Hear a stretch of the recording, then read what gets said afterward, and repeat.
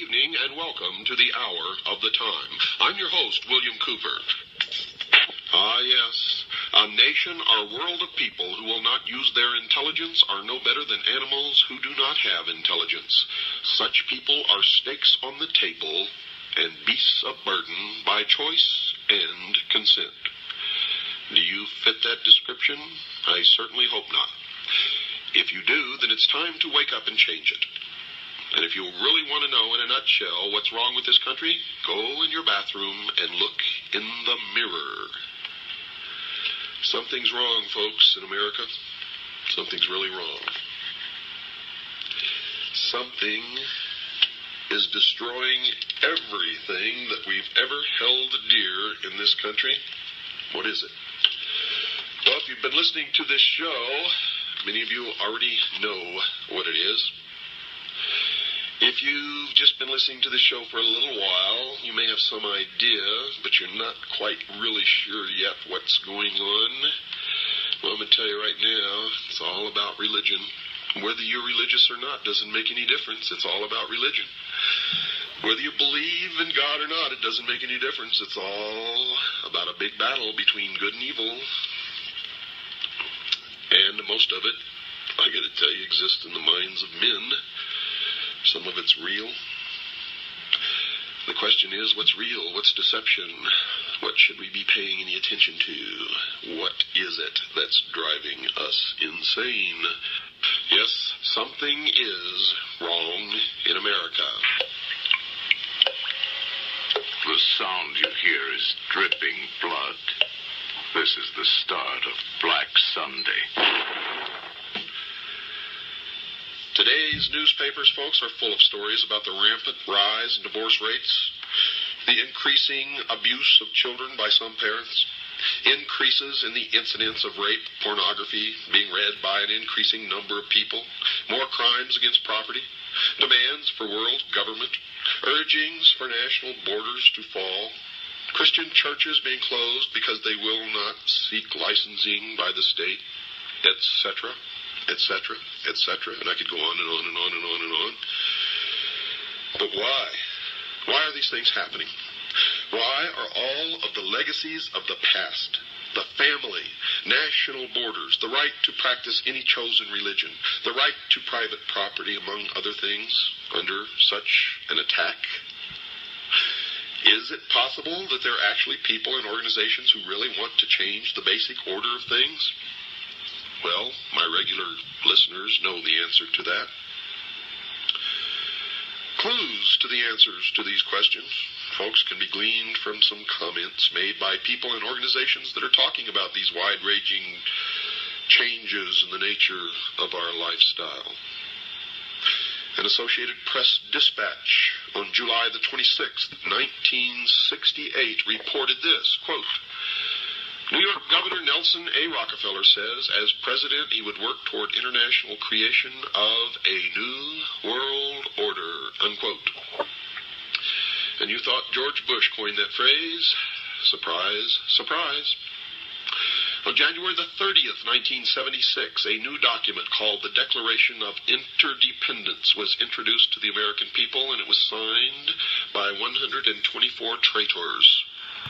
32 senators and 92 representatives, altogether 124 traitors in Washington, D.C., and it read in part, quote, 2 centuries ago, our forefathers brought forth a new nation.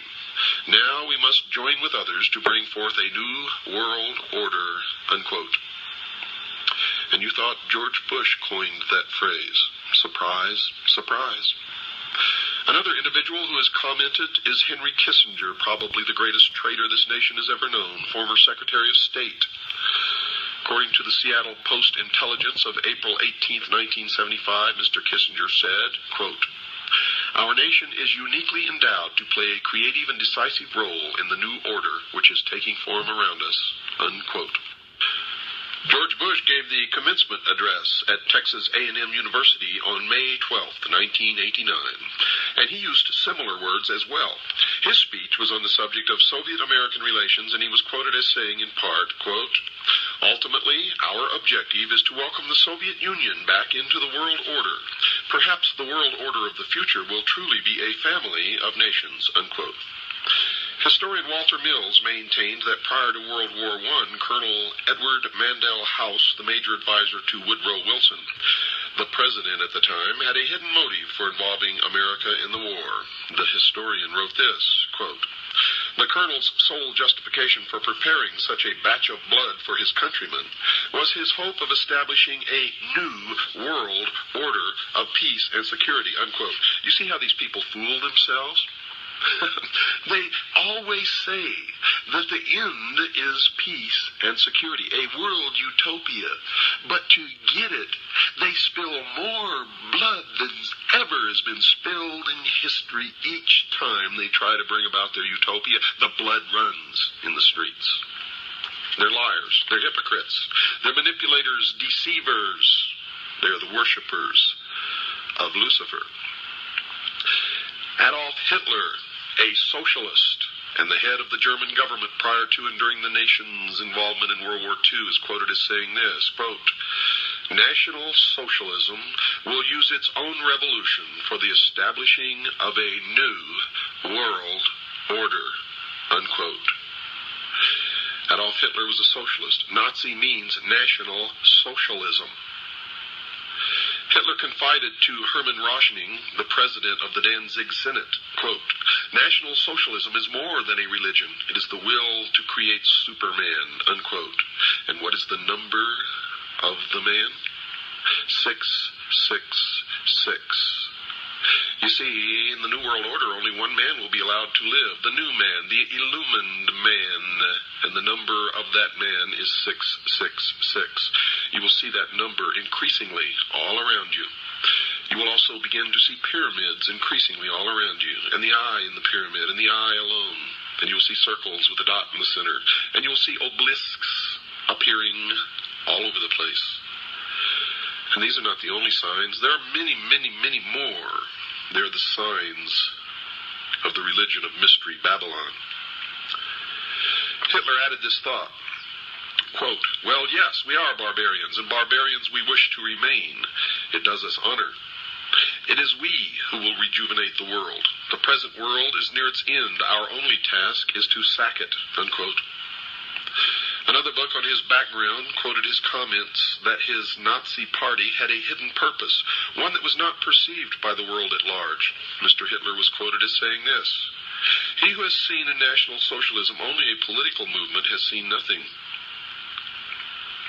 for it is a religion." The humanist religion issued a manifesto in 1933 stating its beliefs about the world in general. It took the following position about the need for the wealthy governments to share their wealth with the less fortunate nations.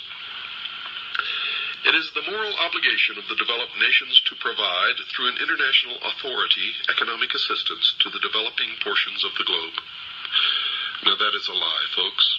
It means that it's okay for some of us to lay back and do nothing and reap the rewards of the labor of others.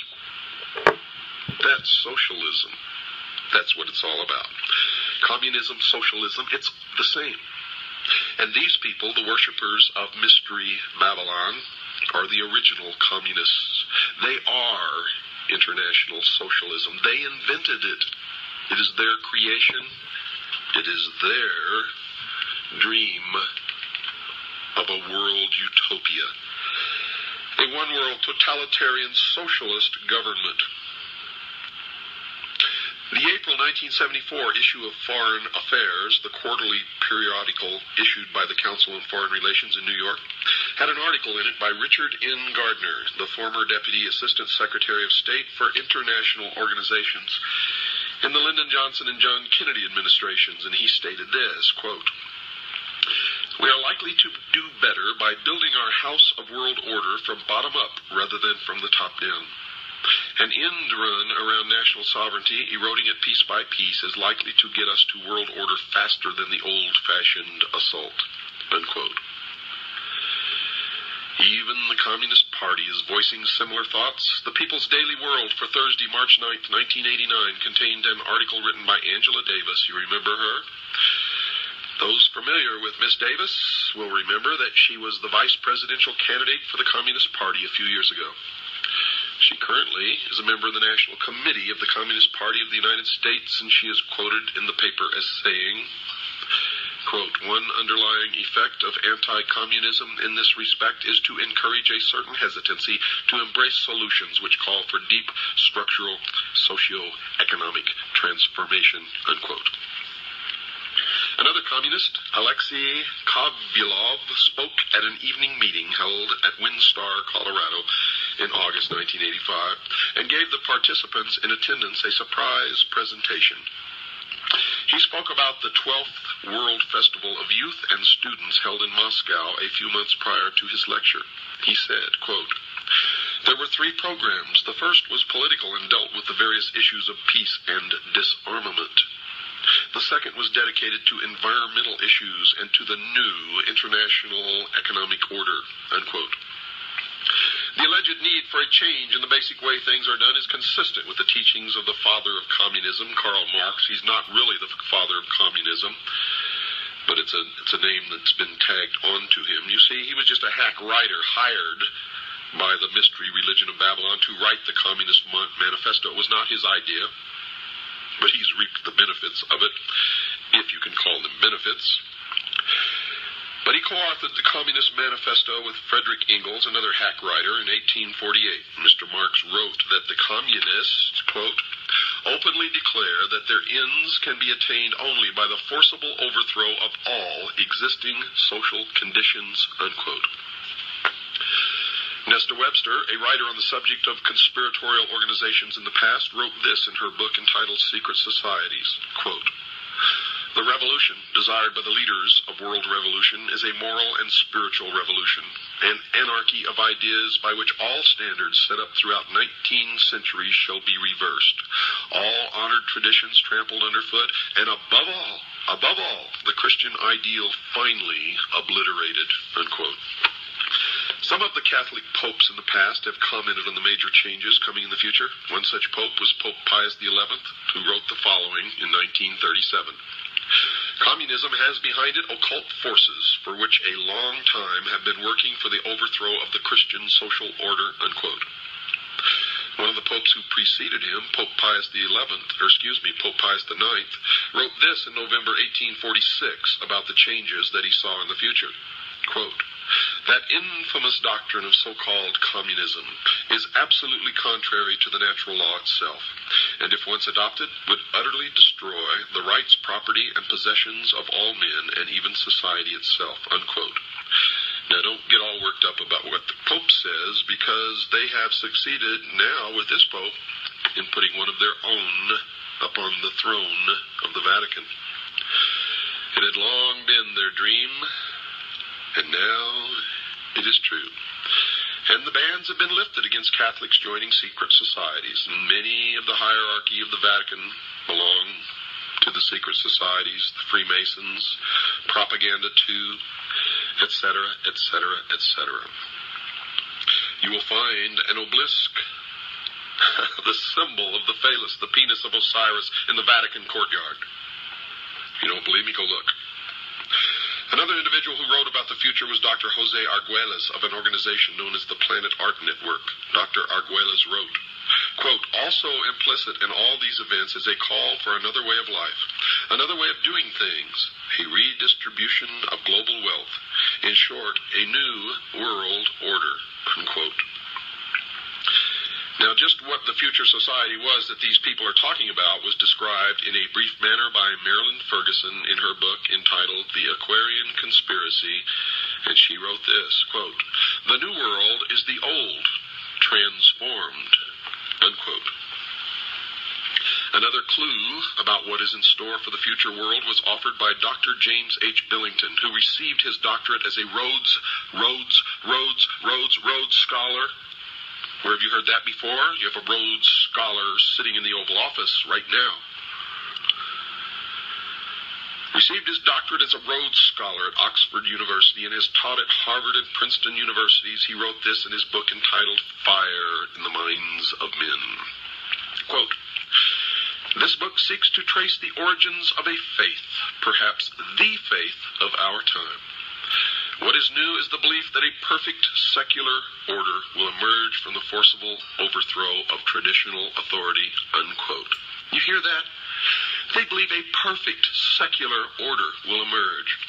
Nothing perfect will ever emerge from the minds of imperfect men, and no men will ever be ruled by other imperfect men in any kind of a perfect utopian order, secular or otherwise. That is why we must be eternally vigilant. Eternally vigilant.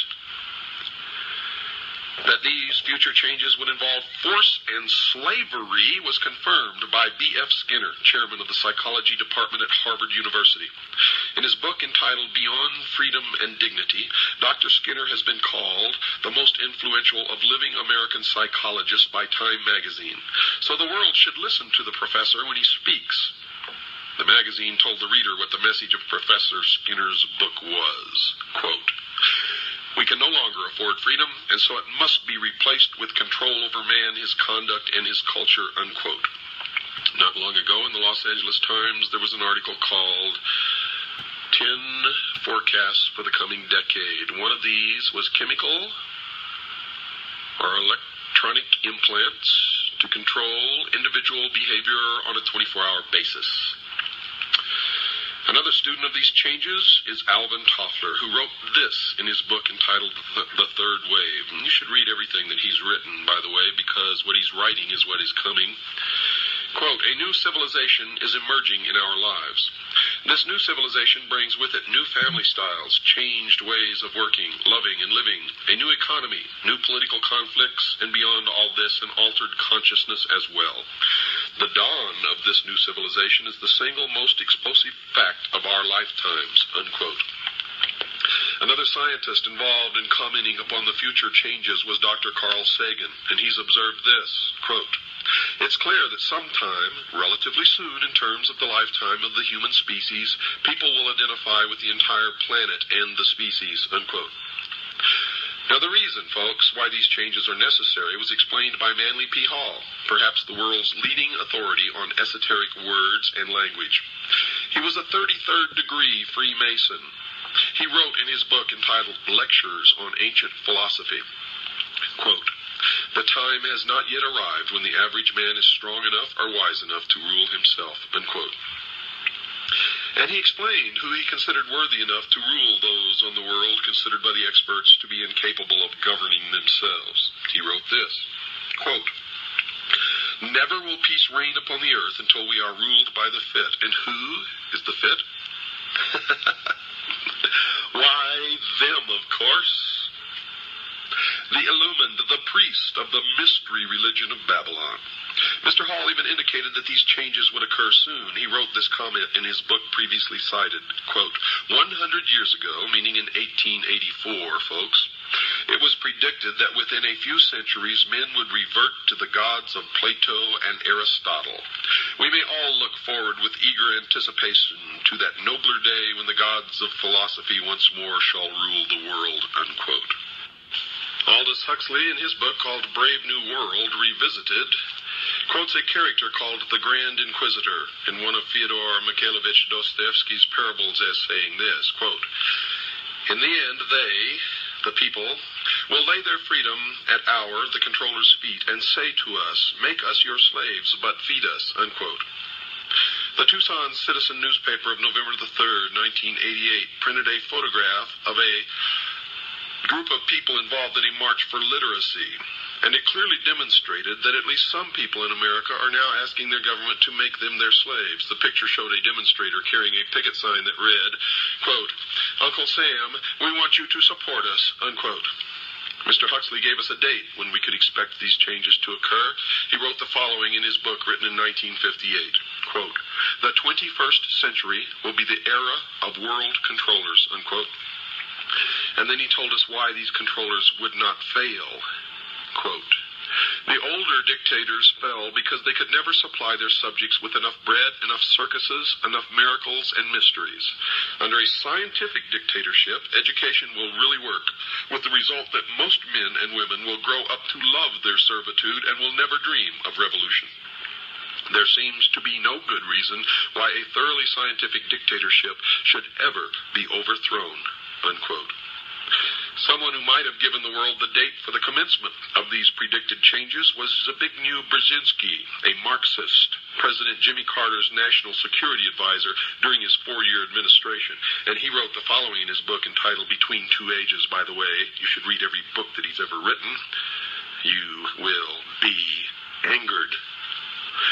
Quote, either 1976 or 1989, the 200th anniversary of the Constitution could serve as a suitable target date for culminating a national dialogue on the relevance of existing arrangements, the workings of the representative process, and the desirability of imitating the various European regionalization reforms and of streamlining the administrative structure, unquote. And it did begin exactly when he said it would.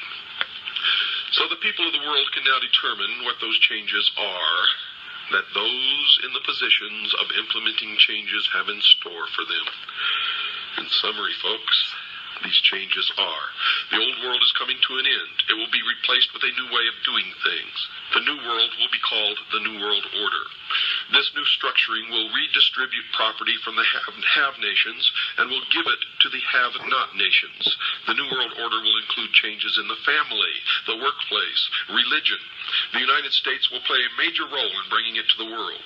World wars have been fought to further its aims. Adolf Hitler, the Nazi socialist, supported the goal of the planners. The majority of the people will not readily accept the New World Order, but will be deceived into accepting it by two strategies. One, those in favor of the changes will have become seated in the very thrones of power, generally without the public realizing that fact, and this has already occurred. Two, the old world order will be destroyed piece by a series of planned nibbles at the established format. The Communist Party is actively supporting the changes to the New World Order. The basic tenets of Christianity, which were the base for the Old World Order, will have to be eliminated. If the slower methodical techniques of change do not function, violence will be introduced and controlled by the planners, including possibly a World War III using atomic weapons. The people of the world will give up their freedom to the controllers because there will be a planned famine or some other serious occurrence such as a depression or war. The change to the New World Order is coming shortly, folks, and it has already begun. However, if that is not the case, it will be introduced one step at a time so that the entire structure will be in place by the year 1999. We've got to take a short break. Don't go away, folks. I'll be right back after this very short pause. Fear will freeze you when you face it. Torn from the darkest tomb of the pharaohs, it rises from the quiet dust of centuries to wreak a strange vengeance against mankind. It tears steel bars like paper. It snaps men's spines like matchsticks. Walks through bullets like a ghost.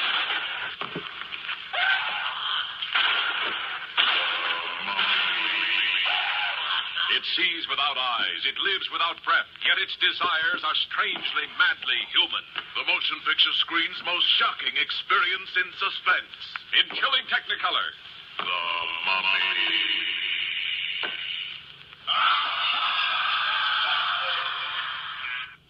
Yes, folks, something is indeed wrong in America. And many sense that changes in this nation's lifestyle are occurring. Most of us know full well that these changes are taking place. The newspapers are saturated with articles reporting the activities of those advocating increased governmental spending for a variety of unconstitutional purposes. Organizations supporting a globalism concept urge the world to adopt a one-world government. Psychologists preaching the destruction of the family unit and recommending that the society rear the nation's children. Governments closing private schools, and nations forming regional governments under which national borders are scheduled to disappear. And still the sheeple think that all of this is happening by accident, and any concept that it is being brought about by a carefully orchestrated plan is the product of crazy conspiratorialists. Since these changes appear to be part of the new philosophy known as the New World Order, anyone desiring to know the future has to become familiar with this new phrase and what it portends for the world of tomorrow, and you will quickly see that it is the result of a well-thought-out, well-conceived, and well-orchestrated plan. Indeed, it is called the Great Work. As an indication that major changes are coming in tomorrow's world, one of the current trends mentioned is the call for a one-world government. And one of those supporting this leap forward is Norman Cousins, president of the World Federalist Society, and he's on record as saying this, quote, "World government is coming. In fact, it is inevitable. No arguments for it or against it can change that fact," unquote. And I say that is a lie. 240 million Americans standing up in concert with each other, holding a rifle in their hands, can stop it instantly in its tracks. And that's the truth of why we were given the second article in amendment to the Constitution. It has nothing to do with hunting or preserving your private property. It has to do with preserving our freedom. The goal of a one-world government, folks, is not a new thought. One of the earliest formal organizations that supported the concept of that goal was the Illuminati, founded on May 1st, 1776 by Adam Weishaupt, a Jesuit priest, a professor at Ingolstadt University, a Jesuit university, a teacher of canon law. Professor Weishaupt was quoted as saying this, quote, "It is necessary to establish a universal regime and empire over the whole world," unquote. Now let me tell you the truth about the Illuminati. Adam Weishaupt did not establish the Illuminati, nor did the Illuminati die with Adam Weishaupt. Make sure you understand that. A more modern organization that supports the coming changes is the Masonic order, called simply the Freemasons, or for short, the Masons. Has nothing to do with bricklayers, folks. The term originally comes from the French, Freemason, which literally means the sons of light. This worldwide fraternity has members in America, as will be discussed, and they too support a call for a one-world government. One who has written about this secret organization is Paul Fisher, and he says this about them in his book entitled Behind the Lodge Door, quote, "Masonry will eventually rule the world," unquote. Benevolent, fraternal organization. Albert Pike, and you're going to hear an awful lot about Albert Pike during this series, the sovereign grand commander of the Scottish Rite of Freemasonry here in the United States from 1850 to 1891, the man who founded the Ku Klux Klan and B'nai B'rith, wrote a book entitled Morals and Dogma. And when and if you can find that book, don't pass it up, buy it and read it.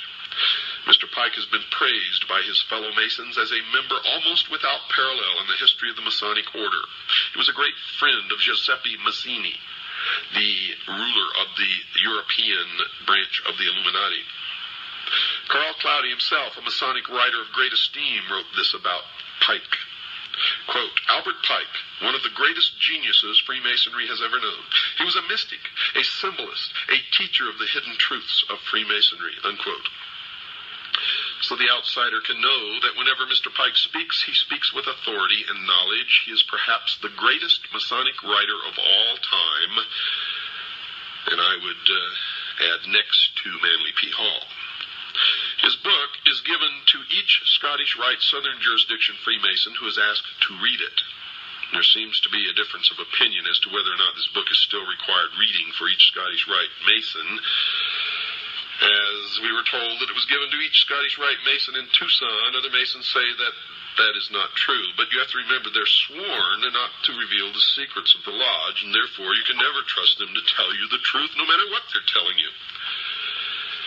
But in this book, Morals and Dogma, Pike informs the new Mason about the moral teachings of the Masonic Lodge.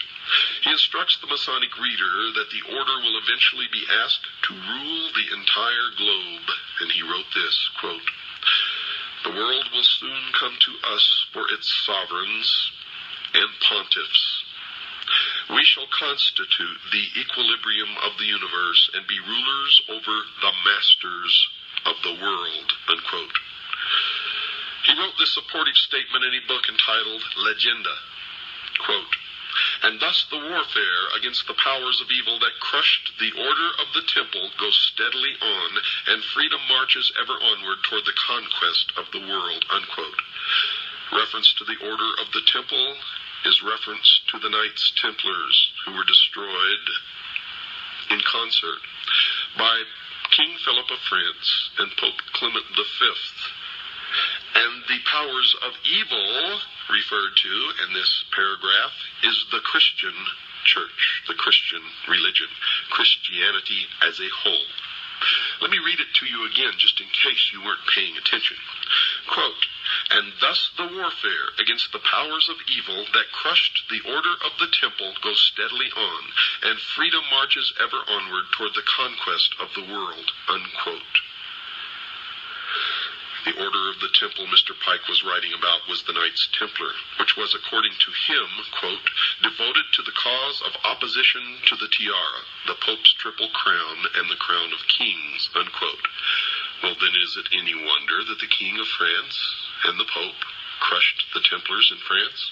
For that is the only place that they were truly crushed. Mr. Pike said that the Catholic Church was a power of evil because it had crushed the Templars, even though he admitted that they were devoted to opposition to the Church and its leader, the Pope. But the major point of that quote is that these forces of opposition, presumably meaning the Masons, are marching onward toward the conquest of the world.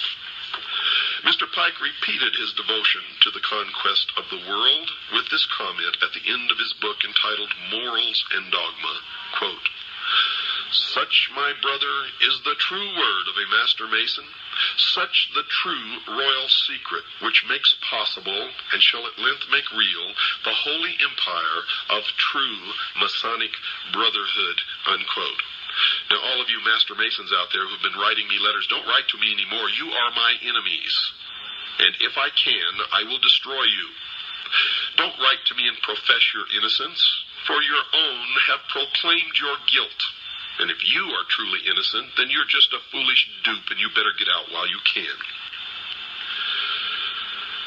The major worldwide movement that champions a one-world government, folks, under a religious leader is a new phenomenon occurring worldwide called the New Age movement, a creation of Freemasonry.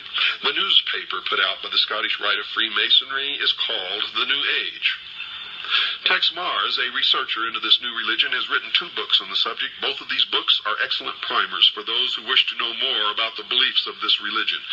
The 2 books are entitled Dark Secrets of the New Age and Mystery Mark of the New Age, and he has written, quote, "The New Age movement has undeniably taken on the definite form of a religion, of course, because it is Mystery Babylon." He goes on to say, "Complete with an agreed-upon body of doctrine, printed scripture, a pattern of worship and ritual, a functioning group of ministers and lay leaders," unquote.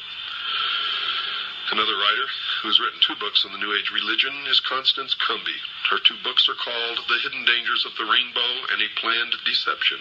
She has written this, quote, "The New Age movement is a religion, complete with its own Bibles, prayers, and mantras. Vatican City, Jerusalem, equivalents, priests and gurus, born-again experiences, they call it rebirthing, spiritual laws and commandments, psychics and prophets, and nearly every other indicia of a religion," unquote. The new religion has a series of leaders. One is a woman named Alice Bailey, a prolific writer on the subject of the New Age. She was the founder of an organization called the Arcane School, one of the major Lucis Trust divisions. The Lucis Trust was a major publisher of books supporting the religion and published a newsletter or newspaper called Lucifer. In her book entitled The Externalization of the Hierarchy, she told her readers who the organizations were that were going to bring the New Age religion to the world, and she identified them as being, quote, the three main channels through which the preparation for the New Age is going on might be regarded as the church, the Masonic fraternity, and the educational field. And folks, that is exactly who is bringing it to realization. The main thrust of this program is going to be to examine only one of the three organizations mentioned by Alice Bailey, that being the Masonic fraternity. There are numerous works by other writers, lecturers, researchers exposing the involvement of the church in the educational field, in the New Age movement, and in the New World Order. So I'm not going to attempt to duplicate those efforts. However, only a few are aware of the involvement of the Freemasons, and that is why I have chosen to concentrate on that organization, Mystery Babylon. And the reason I'm concentrating on that organization is because it is their members who have infiltrated the church and the educational field who control those other two organizations. So really there's only one organization that needs to be dealt with, and that is Freemasonry. Another major writer on the New Age movement is Benjamin Krim, and he admitted in his book entitled The Reappearance of the Christ and the Masters of Wisdom that, quote, the new religion will manifest, for instance, through organizations like Masonry. In Freemasonry is embedded the core of the secret of the occult mysteries, unquote. So, Masonry conceals a great mystery inside its temples, one that is connected somehow to the New Age movement. The Masons admit in some of their writings that they too are anticipating a New Age, a series of major changes. Henry Clausen, the past sovereign Grand Commander, the equivalent of their president of the Scottish Rite of Freemasonry, has been quoted as saying this, quote, we look towards a transforming into a New Age using, however, the insight and wisdom of the ancient mystics, unquote. The Masons claim that the things that they believe in are as old as the ancient civilizations. They also claim that these mystics, the ancient philosophers, had the wisdom of all ages and that somehow this knowledge has become lost through the centuries. Humanity today does not possess this knowledge, but it has become the task of the Masons and other truth seekers who turn out, in every case of investigation, to be liars and deceivers and manipulators, to rediscover these principles for the benefit of all mankind. Those possessing this knowledge will correct the world's current problems. Some of the Masons also claim to have identified the cause of these problems. One of the most prolific writers on the subject of this lost truth, as I have mentioned earlier, is Manly P. Hall, a 33rd degree Mason.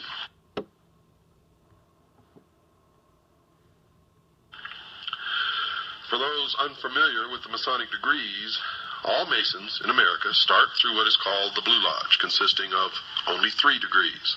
A Master Mason is of the 3rd degree, and really knows nothing, even though he thinks that he has been illumined, and I get letters from them all the time. I'm a Master Mason, and I never heard of any of the stuff that you're talking about. Oh, boy. It amazes me, folks. It just absolutely amazes me that people are so stupid. Drives me wild. The initiate into the Blue Lodge goes through 3 separate and different initiation ceremonies, one for each degree. After completing these ceremonies, he may stay where he is or choose to affiliate himself with either the York Rite, which has 13 degrees, or the Scottish Rite, which has 32, and then the meritorious 33rd. The latter is divided into 2 separate jurisdictions, the Southern and the Northern. And these are based primarily on state borders, and whether one joins one or the other depends on where the initiate lives. The 2 Scottish rites have an additional 29 degrees, making for a total of 32. There is one more degree called the 33rd degree, which is honorary, and only a few are invited into that degree, and to even be considered, they must perform some major work toward the completion of the great work, which is the plan to bring about the utopia on earth, the socialist dream. The York Rite has a total of 9 degrees. However, since little has been revealed about this order, we will concentrate on only the Scottish Rite, and in particular, the southern jurisdiction. Well, I've since discovered that the York Rite has a total of 13 degrees, folks, not just 9. Mr. Hall has written a book entitled Lectures on Ancient Philosophy, in which he talks a great deal about the Masonic fraternity. And this is his comment about the coming changes. Quote, "A new day is dawning for Freemasonry. From the insufficiency of theology and the hopelessness of materialism, men are turning to seek the God of philosophy." Unquote. Notice that Mr. Hall has said that current theology, obviously current religion, has proven insufficient. Also, he feels that materialism, meaning the right to private property, is also a failure. But more importantly, he points out that this new God of the Freemasons is somehow different from the God of the Jews and Christians, as will be illustrated later. Some of the Masons believe that the God of the Bible is a God of evil. Helena Petrovna Blavatsky, perhaps the founder of the current New Age movement, has also determined that the Masons are somehow supportive of her religious views. She wrote this in her book entitled The Secret Doctrine. Quote, "At the end of the 18th and the beginning of the 19th centuries, many Freemasons traveled to Tibet, where they were initiated into the esoteric, defined as intended for or understood by only a chosen few as an inner group of disciples or initiates, by an esoteric order of the Masters of Wisdom." Unquote. It should be expected that she would support the Masonic fraternity. In 1875, she founded an organization called the Theosophical Society, basically dedicated to teaching the world about her new secret religion. One of the earliest members of that organization was Albert Pike, later to become the sovereign Grand Commander of the Scottish Rite of Freemasonry. Albert Pike, who later became a 33rd degree Mason, the highest degree attainable, also saw that there were some significant changes coming and that he was supportive of those changes. He wrote the following in his book entitled Morals and Dogma. Quote, "We can look on all the evils of the world and see that it is only the hour before sunrise and that the light is coming." Unquote. Now, if Mr. Hall is right, the evils that his fellow Mason Albert Pike saw are connected to current religion, and that which is coming is somehow different from these religious views. Mr. Hall, who is mentioned previously as another 33rd degree Mason, also wrote that a new day was coming and that it was not too far into the future. Quote, "A new light is breaking in the east." The significance of the location, the east, I have already pointed out. It is the point where the sun rises. "A more glorious day is at hand. The rule of the philosophic elect, the dream of the ages, will yet be realized and is not too far distant." Unquote.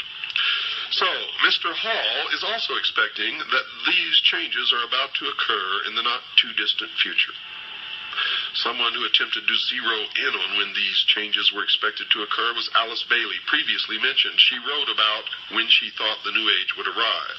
Quote, "Eventually, there will appear the Church Universal, and its definite outlines will appear towards the close of this century." Unquote.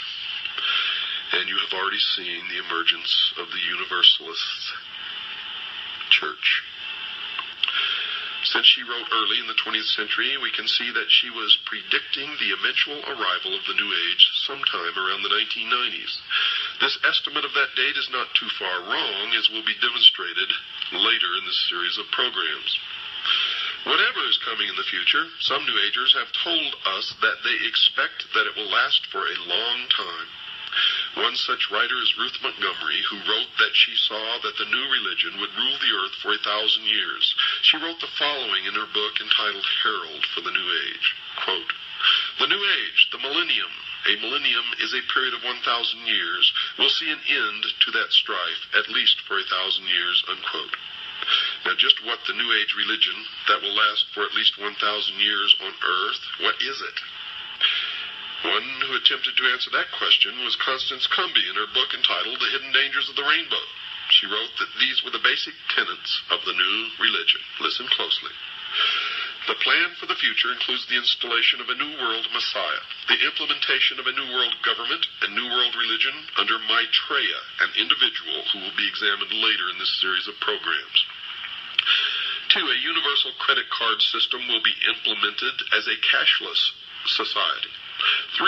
A World Food Authority will control all of the world's food supply. 4. A universal tax. 5. A universal draft. And 6. They intend on utterly rooting out people who believe the Bible and worship God and to completely stamp out Christianity from the face of this earth. As was discussed prior to this summary, certain people have indicated that they see the Catholic Church as an enemy. Here, Mrs. Cumby says that they see not only Catholicism as the enemy, they also see all of Christianity as an enemy. Whatever the New Agers believe in, folks, it appears to be growing in popularity. Bantam Books, one of this nation's leading publishing houses, has reported that the sales of their New Age titles has increased tenfold in the past decade. Time magazine reports that the number of New Age bookstores has doubled in the past 5 years to a total of about 2,500. According to an article in Forbes magazine, quote, publishers estimate that total sales of New Age titles today are at least $100 million at retail, unquote. So, whatever they believe in, many believe in it. But perhaps the most insightful comment about the nature of what the New Age religion believe in and who they worshipped as their God was written by Mrs. Cumby in her book entitled The Hidden Dangers of the Rainbow. She wrote that they had, quote, the intent of bringing about a new world order, an order that writes God out of the picture and deifies Lucifer, unquote. So if Mrs. Cumby and the other writers on the subject are right, the New Age movement needs to be studied in some depth. We know that the goal of Freemasonry, at least that which is stated, is to bring about the new man, the illumined man, and the number of the man is 666.